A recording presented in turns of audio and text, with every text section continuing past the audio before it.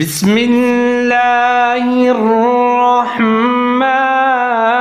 الرحیم وَإِذْ قَتَلْتُمْ نَفْسًا فَادَّارَأْتُمْ فِيهَا وَاللَّهُ مُخْرِجٌ مَا كُنْتُمْ تَكْتُمُونَ وَإِذْ قَتَلْتُمْ وَإِذْ ذال ساکن ہے، حمزہ کے ساتھ ملا کر پڑھنا ہے۔ وَإِذْ قَتَلْتُمْ قاف موٹا کر کے پڑھنا ہے۔ قَتَلْتُمْ نَفْسًا فَادَّارَأْتُمْ سین کے اوپر تنوین ہے اور اس کے بعد فا حروف اخفا کا، تو تھوڑا سا میں نے یہاں پر اخفا کیا ہے، مطلب آواز کو ناک میں چھپایا ہے۔ نفسا فَادَّارَأْتُمْ فا کو دال کے ساتھ ملا کر پڑھنا ہے، دال مشدد ہے اور دال کے اوپر کھڑا زبر ہے، ایک الف کے برابر لمبا کر کے پڑھنا ہے۔ آگے را کے اوپر زبر ہے، موٹا کر کے پڑھنا ہے اور حمزہ کے ساتھ ملا کر پڑھنا ہے، حمزہ ساکن ہے اور جھٹکے کے ساتھ پڑھنا ہے، جیسے فَادَّارَأْتُمْ فَادَّارَأْتُمْ فِيهَا یہاں پر آپ وقف کر سکتے ہیں، وقف کی علامت آ رہی ہے فِيهَا۔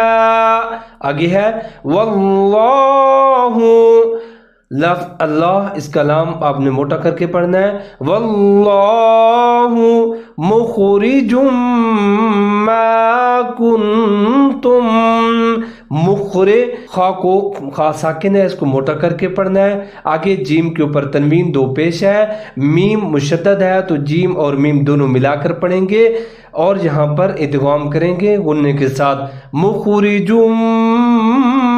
ما کنتم نون ساکن کے بعد حرف تا آ گیا ہے حروف اخفا کا، تو یہاں پر بھی میں نے اخفا کیا ہے۔